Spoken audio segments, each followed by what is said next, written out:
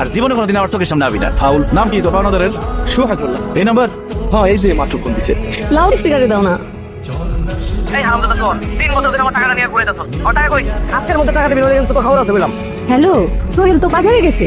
আমি চুমকি, তোমার ভাবি। ভাবি, আপনি চমকে তাতে আমার কি? আমার টাকাটা লাগবে, সোহেলের দেন ফোন।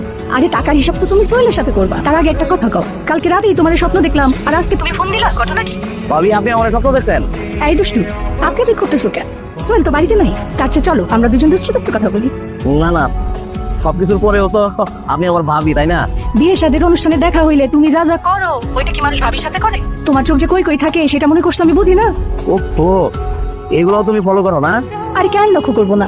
তোমার মতো পুরুষ মানুষের চোখের ভাষা আমি ভালোই করতে পারি। বাড়িতে আসো না কেন, গল্প করতাম। কি বলো তুমি? কইলে আমি কালকে যাবো। আরে না না, কালকে না, আগে তোমার বন্ধুরে বিদেশ পাঠানোর ব্যবস্থা করি, তারপরে কি তুমি বিদেশ চলে যেতেছে? টাকা জোগাড় হলেই যাইব। বাকি আছে এখনো 2 লাখ টাকা। 2 লাখ টাকা জোগাড় হয়ে গেলেই আগামী মাসে সে সৌদি আরব চলে যাইব। এরপরে তুমি যখন খুশি তখন আমার বাড়িতে আসতে পারবে। এটা কোনো কথা? 2 লাখ টাকা তোলা যেতে পারতেছে না। 2 লাখ টাকা আমি দিতেছি, ওর অ্যাকাউন্ট নাম্বারটা দাও তো মানে।